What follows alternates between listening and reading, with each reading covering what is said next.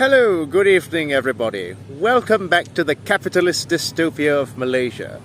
Today we are in the town of Port Dickson, which is a coastal town in the southern state of Negeri Sembilan, which is just a stone's throw away from Malacca. Now sometimes I like to stop in Negeri Sembilan for dinner or just to rest for the night before I head over to Malacca, because Malacca is 2 hours away from Kuala Lumpur, and Negeri Sembilan, this coastal state, is about 1 hour away. So it's a good place to chill on the beach and just enjoy the scenery. Yes, you're very lucky because you get to see the sunset in Malaysia. And yes, the red sun in the sky is marvelous, isn't it? Simply a spectacular miracle of nature, don't you think? Yes, just like the advent of socialism will also be a spectacular miracle of nature. Yes. And I have a word, I have a message rather for all my haters, you know, hiding behind a computer screen all day, hiding in a bunker just like Hitler, refusing to ever go out, you know, refusing to ever touch sand, you know. Go out and touch some grass, or go out and touch some sand, you know.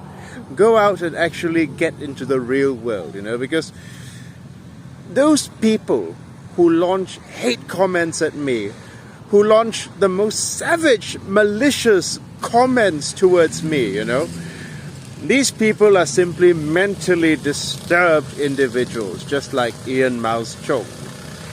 And the reality is, these deeply unwell people could do with a bit of therapy. A non-professional therapy, that is to say, just getting out of the house and going out and doing actual real-life things, yes. So just a word of advice for my haters. If you think you can hurt me, try. If you think you can hurt me more than I can hurt you, try, yes? Whenever you launch hate messages at me, whenever you launch savage, vicious tirades at me from behind the safety of your computer screen, it is like spitting at the moon. Do you know what it's like to spit at the moon? Have you ever tried spitting at the moon? Yes, the spit falls right back on your face, doesn't it? Yes, because do you know, as sure as the red sun in the sky will rise every evening, symbolizing the demise of an old era and the dawn of a new one, I am also sure that not a single one of these paper tigers hiding behind a computer screen will ever come and meet me face to face.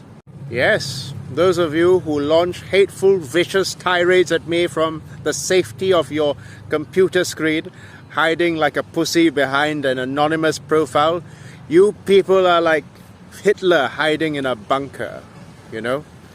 I'm not afraid of any of you, because reactionaries are all paper tigers, yeah? You may seem strong, but the only strength that you have is the strength of anonymity, which gives you a false sense of confidence. Because I've never seen any one of my haters ever try to make a video taking apart my point of view or taking apart my arguments in a dialectical manner. It's just endless cases of schizophrenic, fatherless behavior, you know. Disgraceful. My haters bring shame and dishonor upon their families. You know, before he died, do you know what Joseph Stalin said? One day when I am dead, my enemies will throw a heap of garbage on my grave, but the winds of history will mercilessly blow it away. Yes, my enemies are currently piling garbage on my grave, but I can tell you, just as I'm sure that the red sun in the sky will rise every evening, I am also sure that my name will be vindicated in the annals of history. Yes, and all of you pusillanimous cowards who attack me from behind a computer screen, well, you're going to go down the same as old Adolf Schicklgruber in a bunker, hiding in a bunker, yeah? So yeah, you don't intimidate me. I can happily show my face in public because I have nothing to hide. Okay, I've got nothing to hide. I've got nothing to be ashamed of. And all your fatherless behavior is a disgrace on your family and a disgrace on your parents. Yes, my haters should be ashamed of themselves. A good whipping would do them good, but unfortunately you can't whip adults. Anyway, today I would like to talk to you people about the law of contradiction. Now, the word contradiction in the English language means something that goes against something. For example, if I say that I don't like to eat seafood, which I really don't, even though, and it's a real pity because Port Dickson is a really great place for seafood, and somebody else says that Christopher loves seafood. Yeah, my name is Christopher. Well, that would be a contradiction of what I said, because I specifically said I don't like seafood. But the other person contradicted what I said by saying that I liked seafood, you see. So that is the general definition of contradiction. But the Marxist definition of contradiction is slightly different than the common English definition. Now, basically, nature itself is a series of contradictions. Yes, everything that's not a commodity, that's not produced by the hands of man or woman, but produced by God, is a contradiction. Because the evolution of life results from various forms of what is termed contradiction in a Marxist sense. The reason why the tide is low right now is because of the result of the contradictions in the ocean. And the reason why the tide will be higher tomorrow is also the result of the contradictions in the ocean. Now let me tell you what I mean. I'm going to link an article by Mao on primary and secondary contradictions. So I'd like you to read that in your own free time.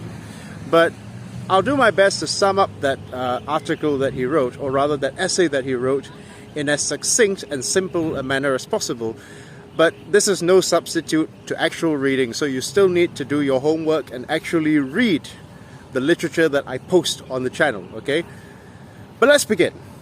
Now, broadly speaking, contradiction in a Marxian sense means when two things come into conflict, which bring about a new thing.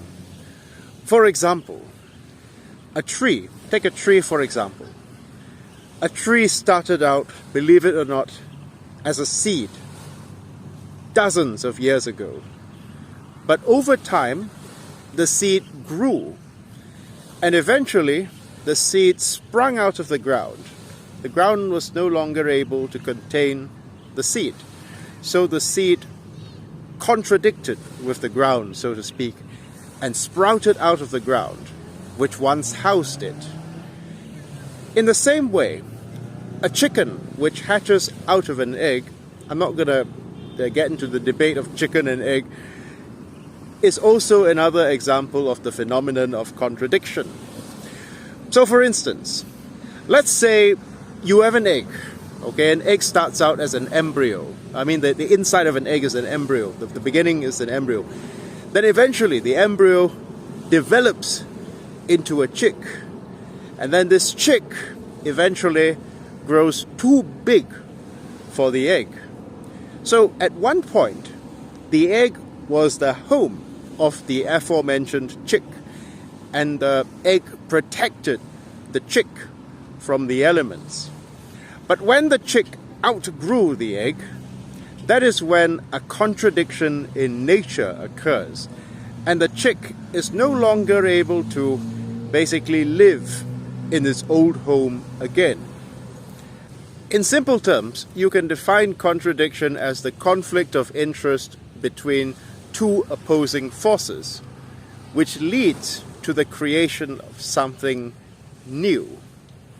The contradiction between the seed and the ground eventually leads to the creation of a plant sprouting out of the ground. The contradiction between a chick and an eggshell eventually leads to the hatching of the chick, and so forth and so on. And when we apply these rules of contradiction to class society, you can see just how classes or class society has evolved as a series of contradictions between various contending classes. Like in the first chapter of the manifesto, Marx mentions that all of history is a history of class struggle, whether that be the struggle between the slave master and the slave, between the feudal lord and the peasant, or the capitalist and the proletariat. All of history has been a constant struggle between oppressor and oppressed. In a word, the contradiction between the oppressor class and the oppressed class, which eventually births a new type of society. So it was the contradiction between the slave masters and the slaves whom they oppressed, which eventually led to the slaves revolting against the slave masters, toppling the slave masters, and then after that forming feudal society. And then it was the contradiction thereafter between the feudal lord and the peasant who lived on the feudal lord's land, whom he exploited. The contradiction between the feudal lord and the peasant, which led to, again, the things like the French Revolution or the Oliver Cromwell's uprising in England, and so on and so forth, which eventually led to the eradication of the feudal class, or at least the culling, or the how do we say, the defanging and declawing of the feudal class, that eventually led to the creation of the capitalist mode of production. Basically, after the French Revolution, the bourgeoisie, or the capitalist class, became the next ruling class. Now, most people who have not read Marxist literature deeply think that Marx hates capitalism, but that's not really true, because capitalism is actually an improvement from feudalism. In fact, he actually says that capitalism has in fact simplified class antagonisms and broken down society into two hostile camps.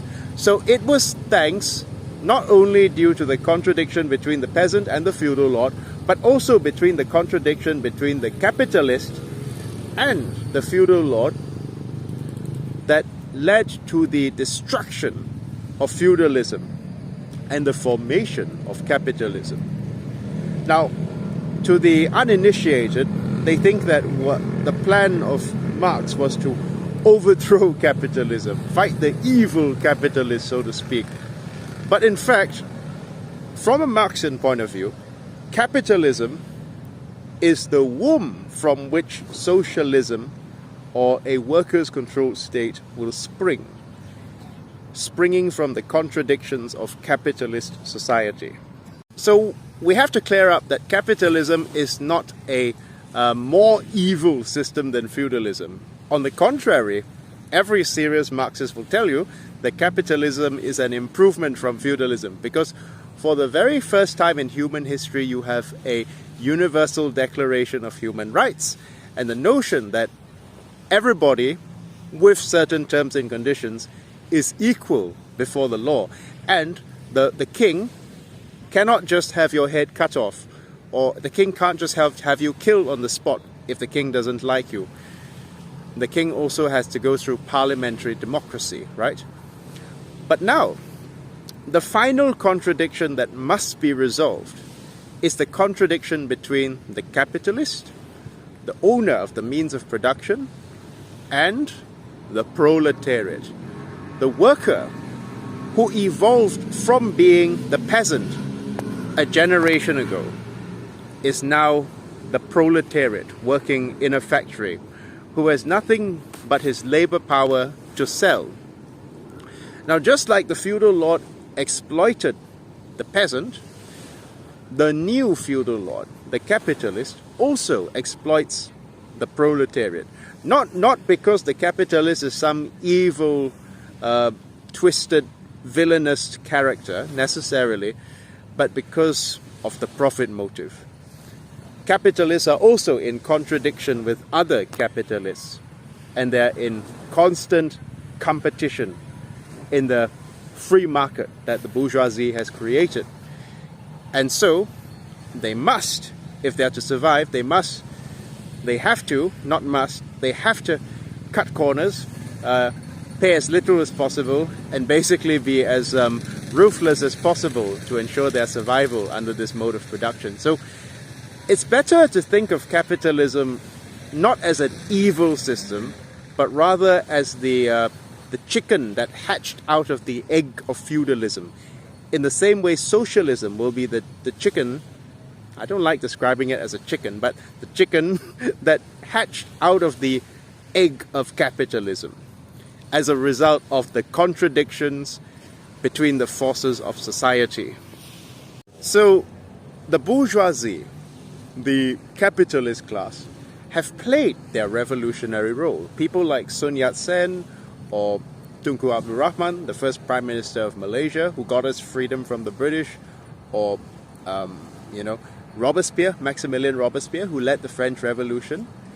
They were all part of the capitalist class, but they were no less revolutionary, or in other words, they were revolutionary for their time.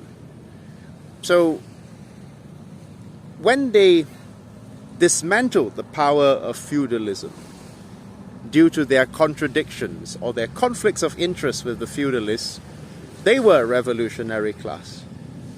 But then, after that, they became the new ruling class.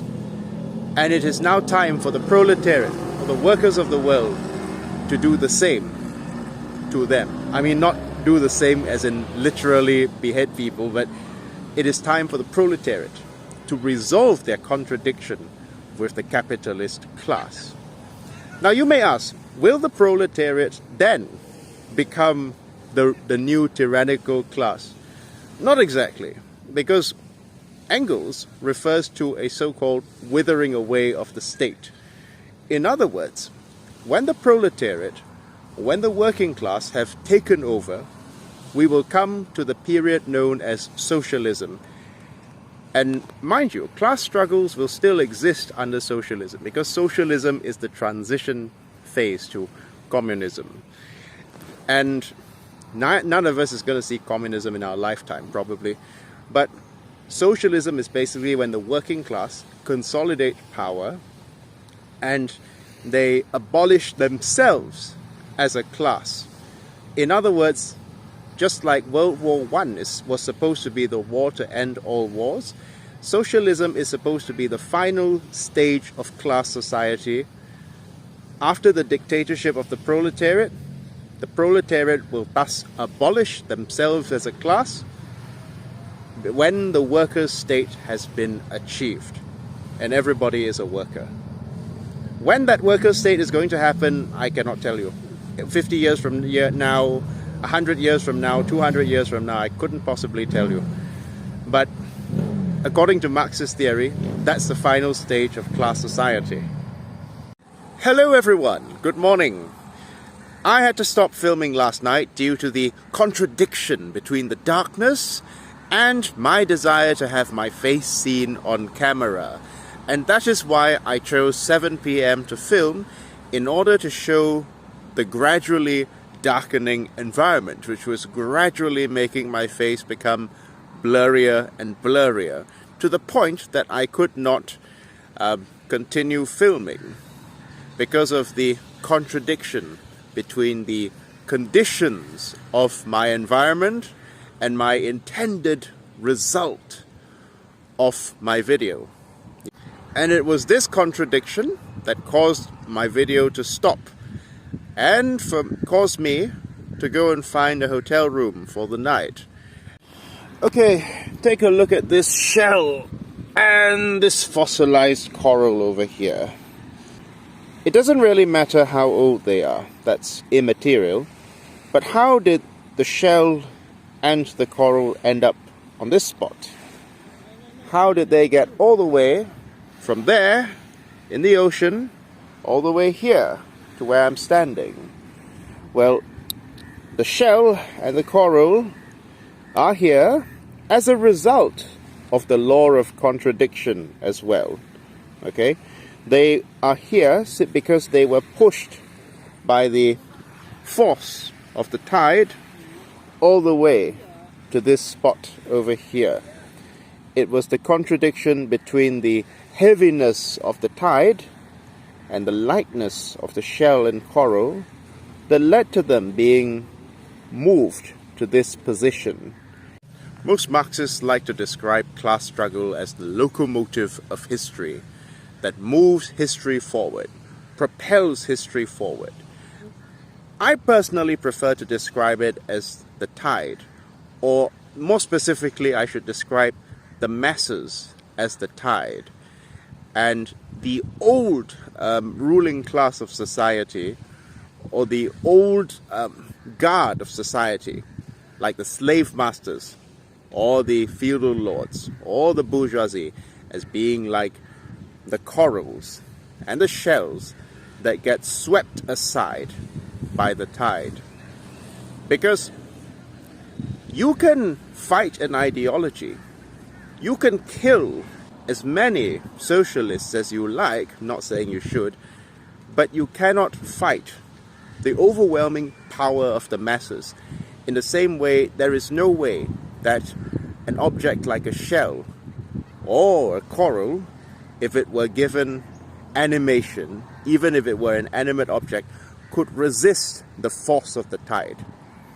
The only way for society to move forward is to wake up the revolutionary consciousness of the masses. So they are like a tide that sweeps all the remnants of old society away mercilessly. I like to use the tide of the ocean as a metaphor to describe the masses and all these shells and corals and debris as the old elements of outmoded society. Yes, these are basically the relics of feudalism, of slave society, of capitalism that will get mercilessly swept aside by the tide when you awaken the tide's revolutionary potential. It is not a matter of competing ideologies. It's not a matter of socialism versus liberalism or socialism versus conservatism. It is an inevitable truth that will occur, the sweeping away of old society. And now, without boring you further in our lesson, don't worry, I also need to eat lunch, so I'm going to go off soon. I'd like to get to the last part of our video, which is primary and secondary contradictions. Now, we know for a fact that contradictions are the conflicts of interest between two groups, or rather the conflict between two dynamic forces which eventually birth a new force. Am I correct? Yes, we've established that. So just like the contradiction between a chicken and a shell births a chick, or the contradiction between labor and capital will eventually birth socialist society, there are also various different contradictions in every given society. And we split these into primary or secondary contradictions, which means the imperative contradictions and the less imperative contradictions. In every class society, whether that's slave society, or whether that's feudal society, or whether that's bourgeois society that we currently live in, there are various contradictions. For example, the contradiction between the landlord and the tenant. That is one. The landlord and the tenant both have conflicting interests. The landlord wants to exploit the tenant, and the tenant has no choice but to rely on the landlord for a place to live.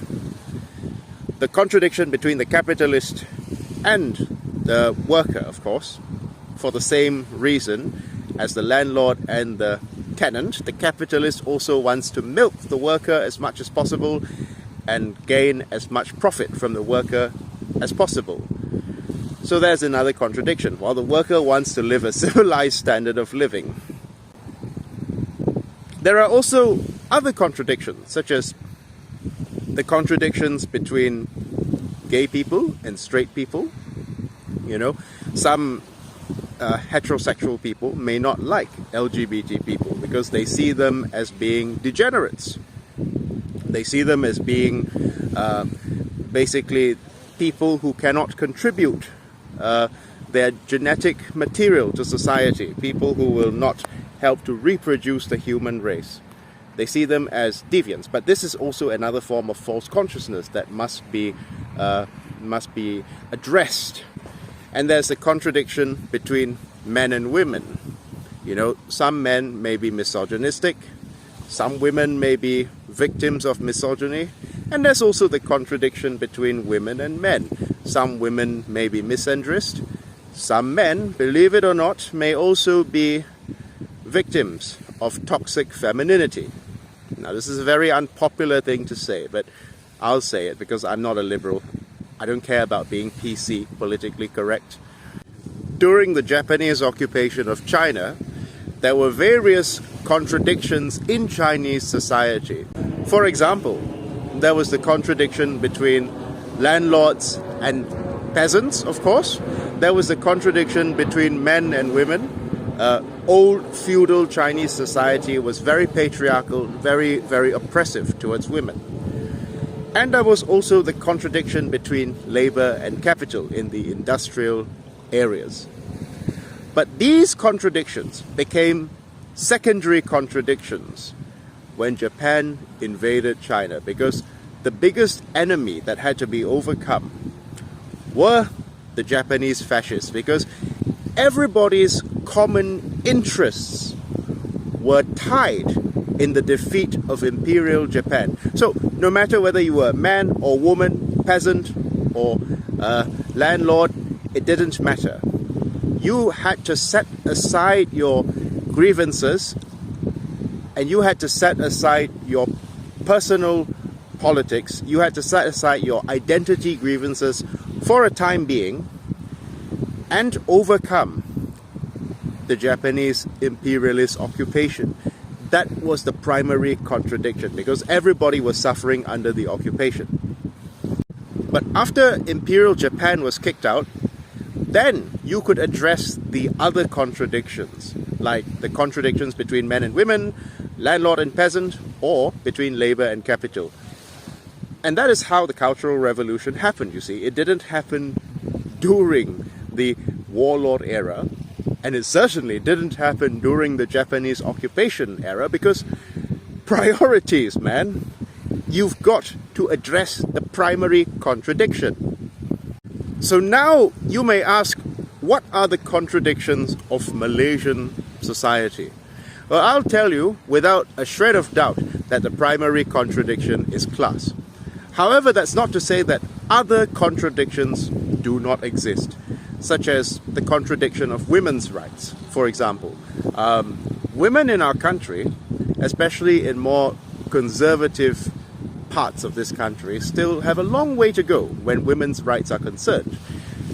And also, there is the contradiction between the straight people and the gay people.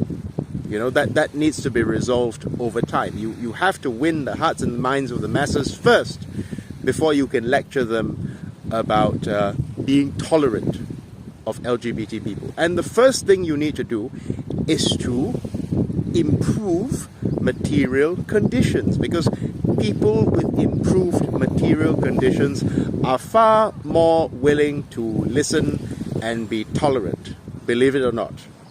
Now, exceptions to the rule always apply. There are always going to be reactionary and homophobic and transphobic people who are rich. But it's a lot easier to be socially progressive when you have a full stomach. That's common knowledge, okay? And finally, we get to the touchiest contradiction of all, the contradiction of races in this country, basically. Malaysians are very nice people, don't get me wrong. On a person-to-person basis, Malaysians are very kind, generous and hospitable people. But the reality is that we are a fragmented people. And we are fragmented because of the divisive race-based politics that create feelings of ill will, distrust and resentment among the masses. But this is the topic where my main area of conflict with the liberals crops up. Because to give you a nutshell idea of what's going on, basically Malaysia is a country which practices politics on the basis of race. So different races are treated differently. So for example, if you're Malay, you've got to be Muslim, and if you are a non-Malay, well, you basically do not receive certain privileges. And I use the term in very loose terms because the biggest recipients of these privileges are, of course, the bourgeois Malays. Now, such privileges might include 15% housing discounts. But if you're too poor to even buy a house, I don't know how you're going to even get that. And basically, you know, if you're Malay, you have an easier time getting a scholarship or a place at a public university. But these affirmative action policies were the result of contradictions in class society as well. The frustration I have with liberals is that they always put a moralistic spin on everything. They can't help but moralize everything. They think that these policies were meant to punish the Chinese and the Indians, when in fact they were actually implemented in order to level out the playing field in post-colonial society. Because, as you know, Malaysia is a very fragmented society. The Chinese were largely in the rural regions, and the Chinese had about 50 years of experience, of a head start rather, with capitalism, because they had been proletarianized earlier than the Malays. Having been thrust cruelly straight from feudalism to capitalism, you know, our Malay friends might have drowned without these policies, which unfortunately created an elite strata of bourgeoisie, which then reproduces their position by taking advantage of these policies. Now, of course, in theory, affirmative action ought to be needs-based, of course. But the reality is, in the post-colonial context of Malaysia, or Malaya, sorry, at the time it was called Malaya in 1957, some degree of racial affirmative action was necessary because, statistically speaking, the Malays were the poorest demographic at the time. It wasn't done in order to punish the non-Malays like the liberals moralistically cry out, but rather it was done for practical reasons. Unfortunately, that policy has become outmoded and is basically now reproducing the bourgeoisie of our country while driving the poor Chinese and Indians into further poverty because they have to fight for scholarships. So, understandably, this causes a feeling of resentment, anger in the poor Chinese and Indians. But the thing is, the liberals say, just lift race-based politics. Make everyone compete fairly, make it meritocratic, and then all will be well. But the liberal analysis is incomplete, because why the hell should people be fighting for scholarships in the first place? Should we not be pushing for a society where nobody needs to fight for a scholarship and education is a right for every single person regardless of race or religion? Should we not be pushing for that? But no, because the liberals, you see, they view things in terms of a zero-sum game. They feel that the game is rigged unfairly for one race, and it's putting the other races at a disadvantage. They have a very Squid Game mentality, and arguably this is true. But the biggest winners of all in this game are really the elite Malays, not the poor rural Malays, because the elite Malays are also competing with the rural Malays for scholarships and for positions in public universities.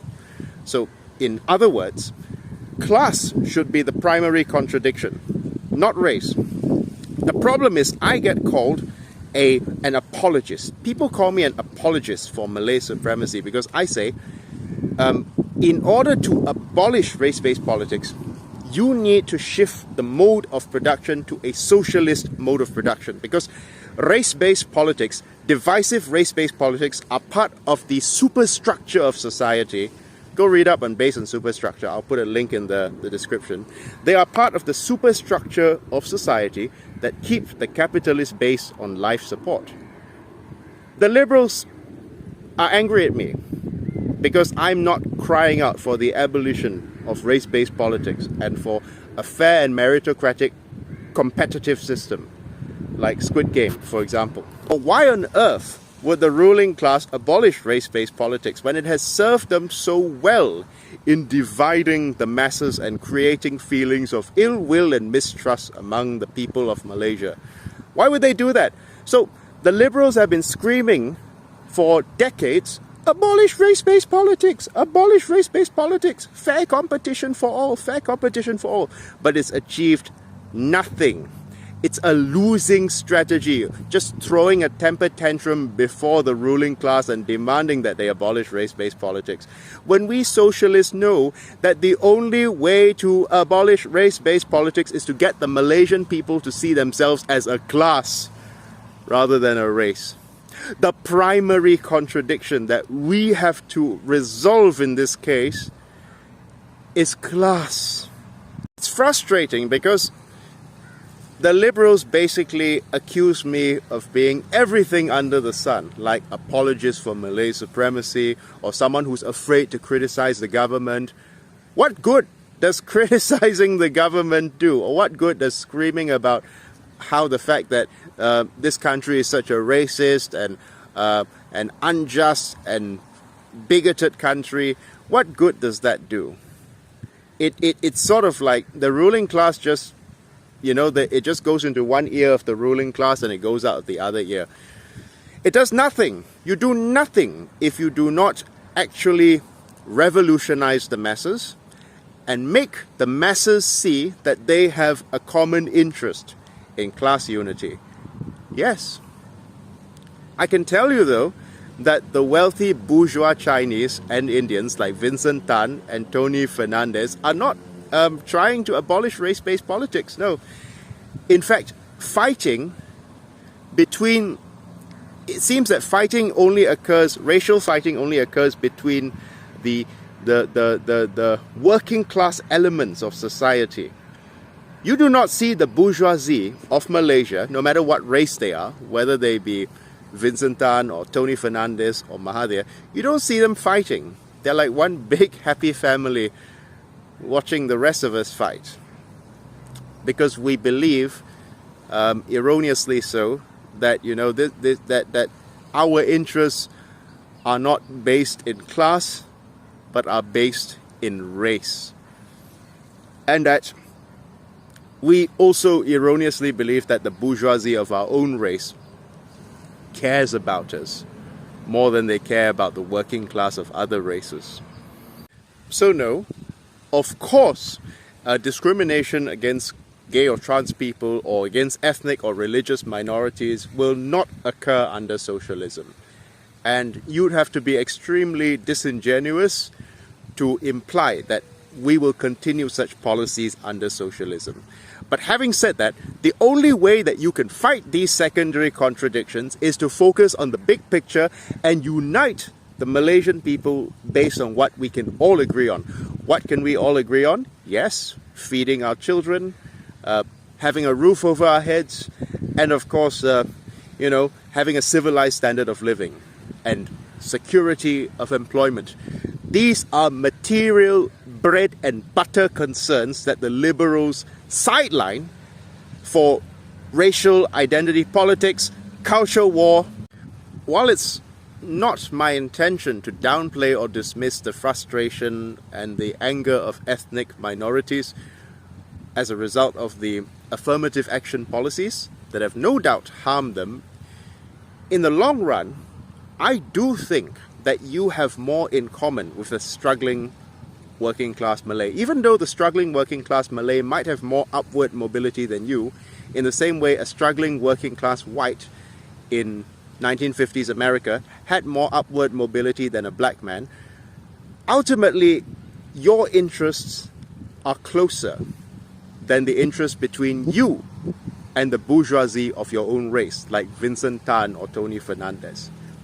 And the same goes for the struggling working class Malay. His or her interest is closer to the interests of the working class Chinese or Indian than it is to the interests of the bourgeoisie of his or her own race. Because the bourgeoisie does not care what race you are. You're all just prey. They only make you believe that they care about you because of your race, because they are trying to put the veil of false consciousness over your eyes. And it's our job as leftists, true leftists that is, and not liberals, to lift that veil of false consciousness off the eyes of the masses so that they can see class society for what it really is. Believe me, the bourgeoisie who are non-Malays, the Chinese and Indian bourgeoisie, do not care about you, okay? They do not care about you, and they don't care for the abolition of race-based politics because it serves them so well. A socialist society would serve everyone's interests, not just a few. It is a short-term objective to basically be screaming at the government for the abolition of race-based politics. That's like saying that wages ought to be fairer, right? But why not just abolish the wage system altogether? So similarly, why not abolish the need for people to fight for scholarships by eradicating poverty in the first place? Why not abolish the yoke of poverty which compels people to fight for scholarships in the first place? That is what I ask the liberals. They cannot answer that question. But I hope by the end of this video you realize that we are all in this together, okay? No matter what race or religion you are, even though our social views may differ, even though some things I say you may disagree with, some things you say I may disagree with, ultimately we are all in the same boat. We all came to this land in different boats. But now, everyone is in the same boat, and they must realize that their interests lie in the unity of the working class. You know? Because ultimately, the primary contradiction, what we need to resolve immediately, is class society itself. When we have resolved class society and established the Malaysian people as a class, rather than different competing races, then we can talk about abolishing the secondary contradictions. You don't put the cart before the horse, because you're not going to get anywhere by putting the cart before the horse. Thank you very much, and have a wonderful day.